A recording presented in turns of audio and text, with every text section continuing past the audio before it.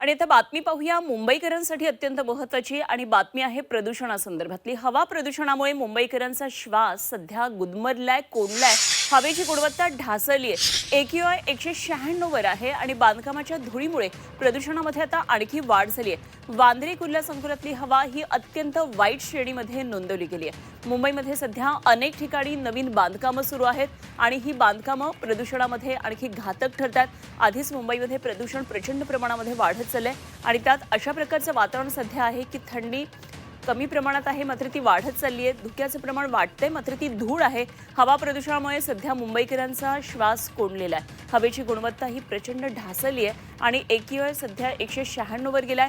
सध्या अनेक ठिकाणी मुंबई शहरामध्ये बांधकामं सुरू आहेत, त्यामुळे प्रचंड प्रमाणामध्ये धूळ आहे आणि या धुळीमुळे प्रदूषणामध्ये आणखी वाढ झाल्याची पाहायला मिळते। त्यातही वांद्रे कुर्ला संकुलातली हवा, या भागातली हवा अत्यंत वाईट श्रेणीमध्ये नोंदवली गेली आहे।